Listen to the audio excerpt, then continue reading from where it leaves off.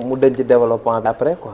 Et je pense que mi ngi ñuy dégg te xam naa ne peut-être Gomis bu fekkee ne yaa ngi ñuy seetaan te mu ñu envoyé par message par SMS ñu xam lan la après on va essayer de parler alors on continue ak Mamadou Dieye yaa ngi woon fu am njëriñ xettali nga Gomis parce que sedd beeg sonaloon. voilà donc mi ngoog classement bi waxoon nañ ci sànq donc début bi Mazraoui fii la débuté mais après dañ koo changé ak Salah Ezzedine parce que Mazraoui bi boo xoolee Bayern de Munich lu ci ëpp fii la doon football Manchester United tamit lu ci ëpp fii la doon football cela veut dire que polyvalence la ci côté défense bi donc wax nañ aussi ci classement wu Comores bi mais dañuy ñëw accentuer wu fii rek ci possession bi parce que boo xoolee possession bi là dafa réyoon lool fii mën nañ fi wax mais tir cadré yi également 4 mais ci fautes yi nombre de fautes yi vraiment ça a été beaucoup quoi nombre de fautes yi voilà donc moom moo nekk ni lu moo xam ne mën nañ ci peut-être commentaire 648 passes alors que les waa Comores 285 passes nañ am donc pour poser le débat sur le plateau El Khayri peut-être ma bàyyi la nga joxe kii bi ñëwaat tuuti ci statistiques yi la domination mais surtout sur les tirs cadrés parce que Maroc am na 16 tirs cadrés am na 16 tirs boobu total de 16 tirs la am donc dugal 2 buts cela veut dire que ne et surtout il y a 10 fautes côté bee tamit am na 12 fautes match bu âpre la woon mën nañ ko wax maanaam match bu kii la woon quoi bu seconde la woon ci biir kii bi mën nañ ko wax donc question bu ñu ciy njëkk a posé peut-être moom mooy est-ce que Comores jéewul ci ay fausses pistes est-ce que il fallait pas maanaam jouer tranquillement garder le ballon et pas commettre assez de fautes puisque dès le début rek gis nañ ñu créé li nga xamante ne moom mooy penalty donc Coach Soutra wala Chérif Sidi El Khayri Aidara ma bàyyi la nga posé débat bi après ñu dem nag ci absent yi nga xamante ne peut-être ñu ngi leen doon xaar pour ñu ñëw ci CAN bi mais malheureusement ñëwuñu ci CAN bi quoi. D'accord. Je ne veux pas trop monopoliser la parole. D'accord, merci Dieye. C'est campé nga débat bi c'est surtout ça. Surtout le Maroc avec ses 16 tirs autant pour moi. 7 la ci cadré autant pour moi 7 tirs cadrés. Comores 4 tirs yi cadré na ci 2. Donc ñoom seen ratio bi dafa baax par rapport au Maroc ci wàllum tir cadré yi parce que 7 la kii 16 la am donc ci 9 yëpp dafa jaara à côté Maroc Comores yu mu am chance yu mu am cadré na ci 2 doyen le Maroc on s'attendait à ça parce que buñ ne Maroc naturellement ak li ñu wone depuis toutes les catégories on s'attendait à ce genre de match bu mu livrer contre Comores.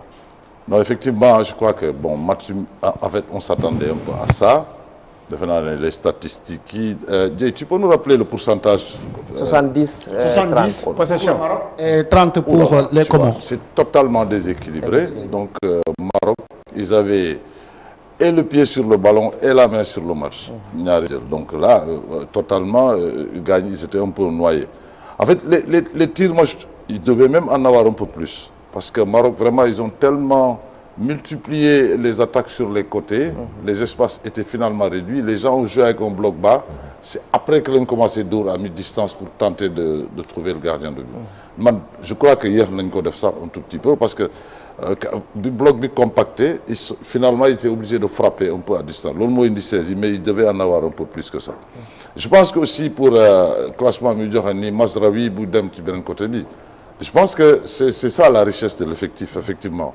Parce que pour Saïs Guéné, il y a eu ce basculement de l'autre côté. Ça veut dire qu'ils ont un effectif riche qui leur permet en tout cas de boucher des trous et équipe du Koyek. Parce que mon a dans une équipe, moi, un tout petit peu de dysfonctionnement dans la défense. Mais je pense que match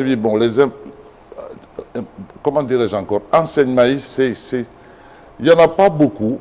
On a vu une équipe dominer une autre. On a vu une équipe tenter d'empêcher le massacre dans son camp. C'est normal aussi.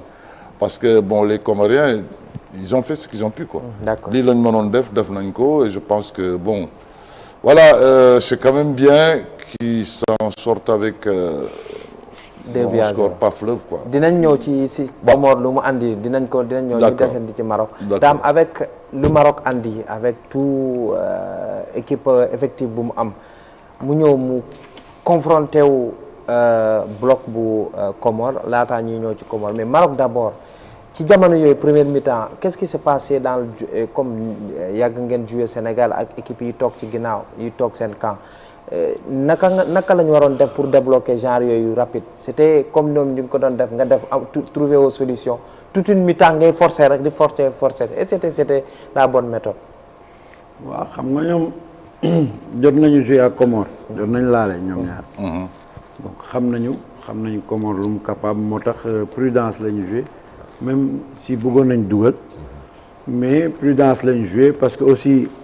doo bëgg a dugal ba joxe sa bopp quoi ñu dugal la da doon gën a compliqué si ñoom mais cadré nañ Comores fexe ba Comores amul yenn occasion franchie mais attention soo xoolee total tir la ñu wax total tir 16 ak 4 mais arrêt du gardien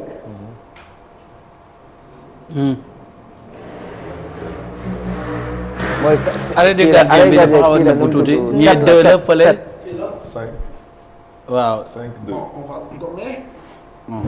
Petit peu. 4. arrêt du gardien 5-2 y a pas grande différence il n'y a pas grande différence voilà. donc da nga doon moytu rek déyee benn dugub ci jëy bul di fàtte sa micro boo ko yëkkatiwul rek duñ la dégg. donc yooyu dafa jar a bàyyi xel aussi fautes yi c'est presque à égal 10-12 donc ça veut dire que Maroc ils ont souffert un peu même si yor nañ possession mais c'était pas une possession dangereuse donc boo gisee statistique yi moo la koy wan am nañu 6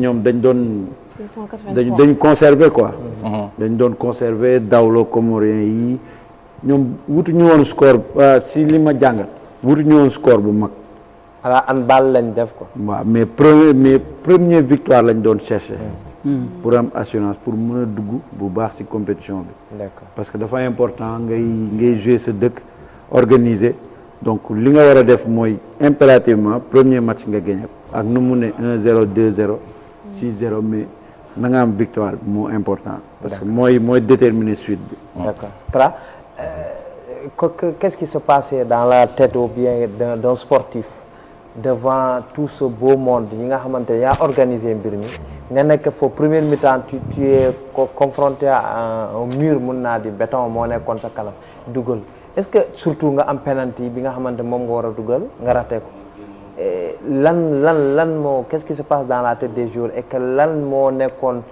ci jamono jooju noonu la ñu war a teg pour génne ci loolu parce que ça peut tourner au fiasco imagine bu Comores dugaloon benn occasion foofu. Déjà nee nga qu'est-ce qui se passe dans la tête d'un joueur liñ ciy wax mooy déjà raté penalty ci match la bokk.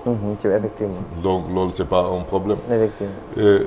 Mais damay naan on prépare une équipe ci ay certitude am yi mooy que boo xoolee 6 derniers matchs yi dugal nga presque 24 buts su ma juumul donc am nga ratio but bu baax mooy que mais match bi suñu yàkkamtiwul même bu dee 1-0 li dañ dugal benn but dinañ gagner. donc lan la mooy que ne pas se presser benn penalty bu ñu ko raté également ça fait partie d'un fait de jeu mais match bi 90 minutes la même si on rate le penalty à la 11e minute on a encore benn 80e minute pour kii ko mais boo xoolee moo tax li daam wax la gis nga footballeur dafa baax ci biir plateau li muy wax moom la ñu presque préparé exactement ñoom mooy ne pas se presser bañ a jaay seen match ñoom parce que am na fooy toll buñ la dugalee rek yow yaa jaay sa match dama ne Maroc bi leen seetaan tey seen zone de confort lañ footballé ils étaient face à un bloc bas mu difficile si ñoom mais am na si statistique yi lu ñu joxul ba 50e minute on était à 17 xaw ma 19 centres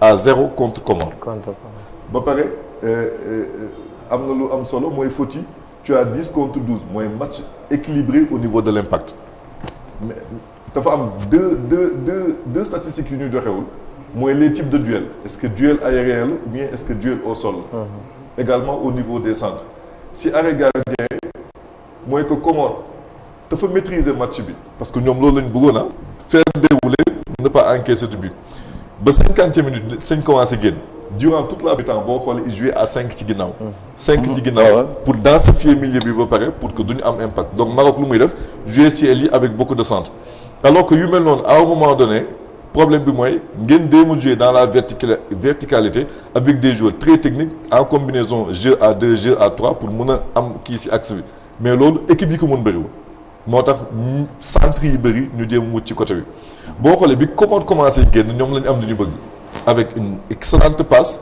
si biir et un but boo xam ne dëgg-dëgg c'est un but d'un attaquant de haut niveau loolu moo leen ci génne mais bi ñu dugalee tamit ba léegi newuñu dañoo dugal rek wuti attaque non c'était un match maîtrisé des attaques yoo xam ne tout a été fait boo xoolee bu baax Amrabat à chaque fois il faisait du jeu propre tout le temps sentinelle mais jeu propre la doon def donc pour man lii équipe bu jouer avec beaucoup de maturité la mais Comores li ñu ciy wax mooy que ñoom à un moment donné il voulait pas encaisser du but mais damay naan manque d'expérience moo leen dal ni mu leen dalee mooy que équipe bu mel nii boo ko footballee ba 60e minute 50e minute mais bul génn continuer li nga doon def rek ba 80e minute sax mais dañoo teel a génn commencé wuti loolu moo indi loolu parce que tant qu'ils étaient 5 ci ginnaaw c'était un peu difficile gis naa tamit benn affaire boo xam ne le premier but marocain boobu j'ai beaucoup aimé parce que ni ñuy positionné woo xaw ma bu dee peut-être image yi yor nañ ko on a 2 joueurs yuy seq attaquant bi qui sont tous dans les demi-zones attaquant bi nekk ci digg bi moo tax gis nga buy def passe bi ils sont alignés à 3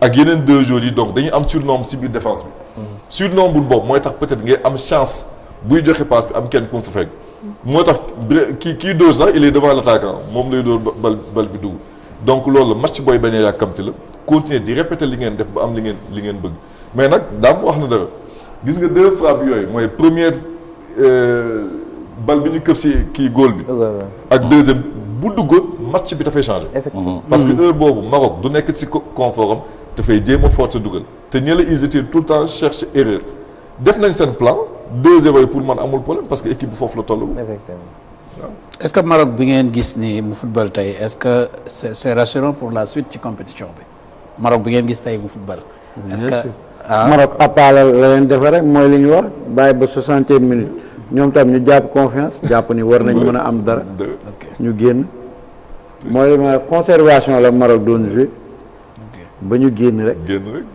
day xaar bon moment mais soo ko bëggee fekk si ci moom li mu nekk noonu doo dugal te da ngay am problème ok parce que perte de balle yi amoon noonu mooy amaan rek ñu dugal d'accord yow ñu naqari Mais c'est rassurant hein Maroc bi ñu gis c'est très rassurant jeune ak beaucoup de maturité bi mu waree harceler Comoriens yi harcèle nañ leen bi ñu waree gérer nañu rek à chaque fois qu'ils essaient de sortir ñu envelopper leen contenir leen même il y a eu quelques raids solitaires dans la verticalité souvent ay contre-attaque un peu mal joué quand même mais à chaque fois ils veillent au grain donc équipe la boo xamante ne elle joue avec un objectif bien déterminé mooy lan mooy ne pas se tromper contenir l'adversaire faire l'essentiel avancer boo xoolee Maroc c'est un peu comme ça même le fait de mettre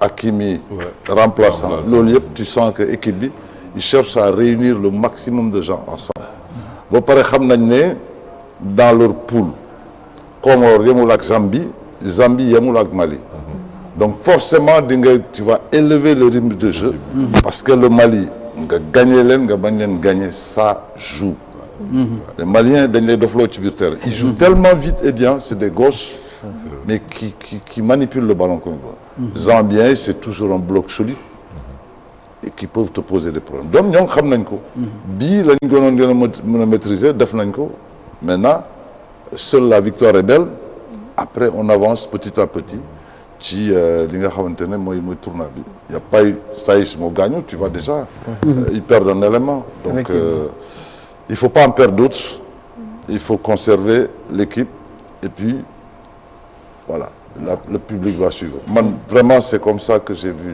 le Maroc am naa ci yaakaar quoi voilà d'accord ñu continuer wala doyen embrayé na ko mooy Comores bloc bas il faut boo koy def il faut nga organiser Comores gis nañ ne ba laata ñuy encaisser bi ils étaient tellement bien organisés je sais pas lan moo leen génneloo ba ñu encaisser ñu xaw a déséquilibré mais je crois que buñ foogoon nga ne buñ fa nekkoon seen zone de confort boobu na parce que Maroc ñaata tir coach mu ngi ko doon waa Tra mu ngi ko doon expliquer ñaata tir yi ñuy def buñ lu ñëw rek ñu génneeku lu ñëw ñu génneeku bloc yooyu noonu gëmoon nga ne buñ desoon ci seen bloc ñu bañ a attaquer dinañ ci mën a génn.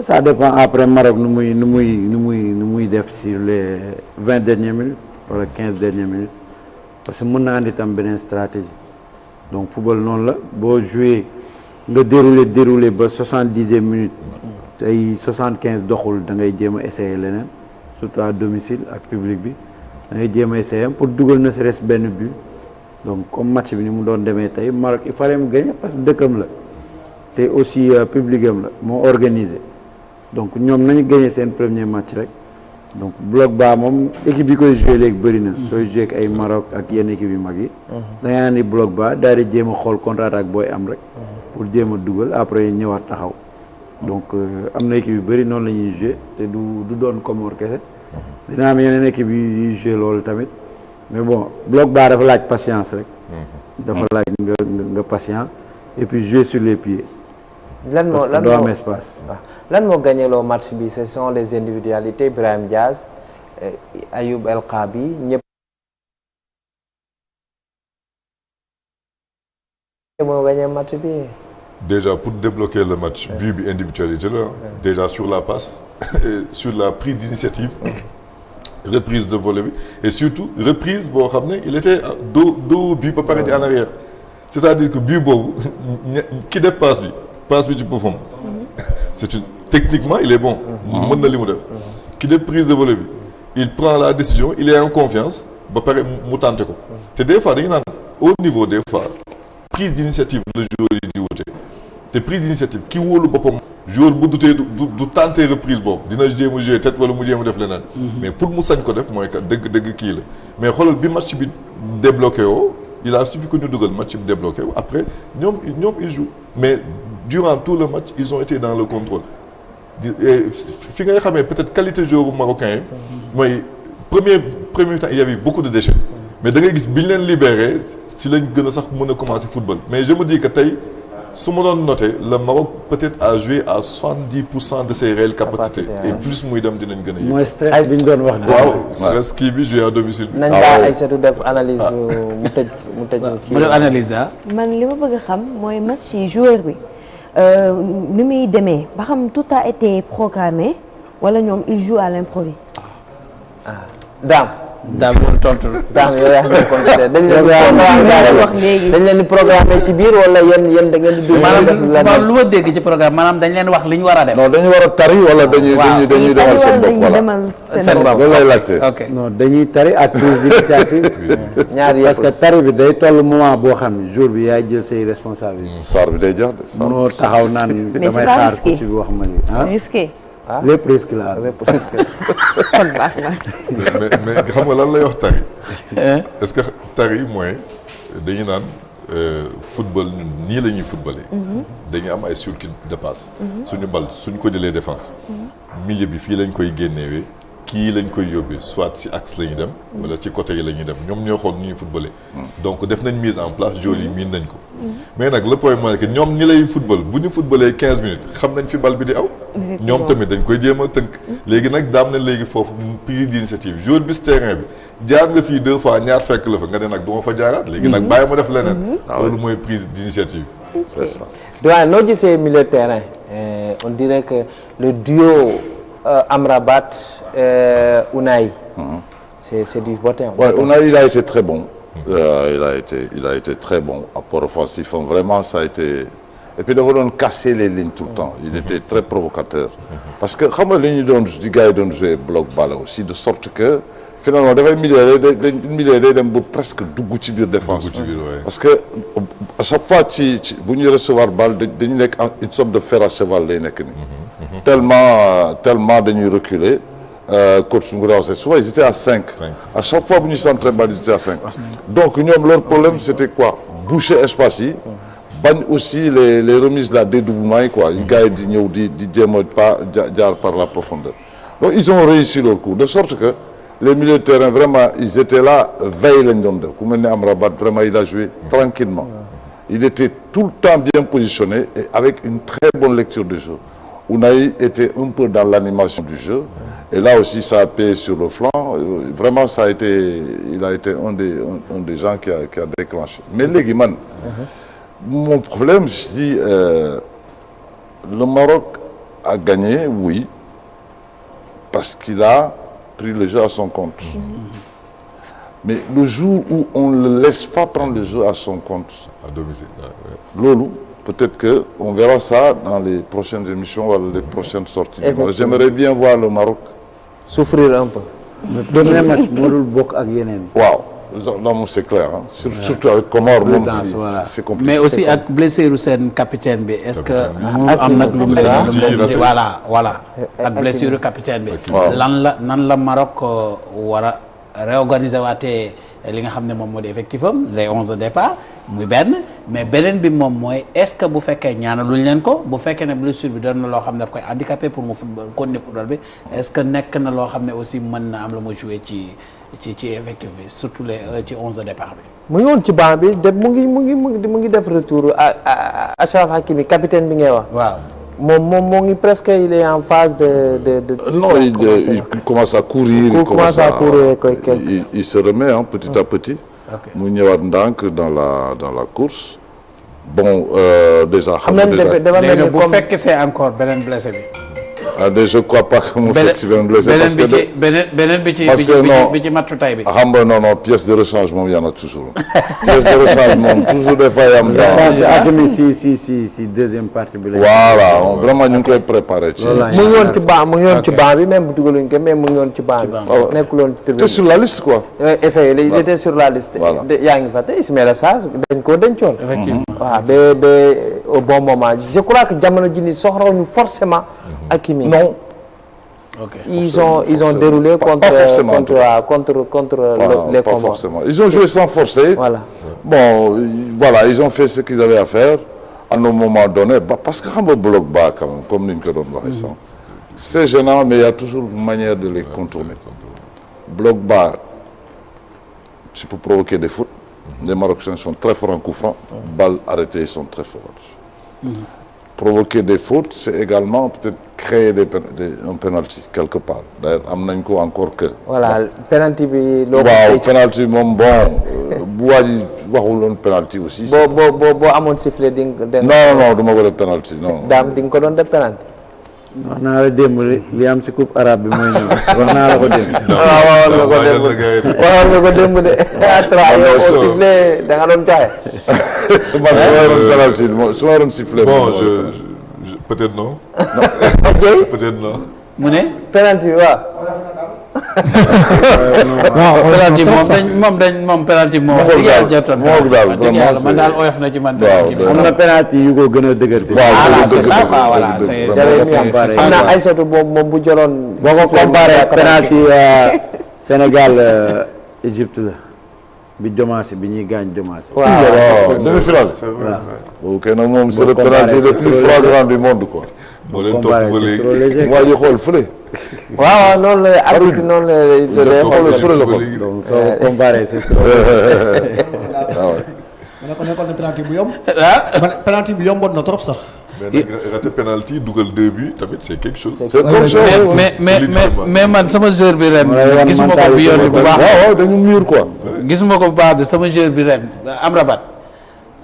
maanaam gisuma ko la ma attente bi ma doon xaar ci moom. il était tranquille loolu la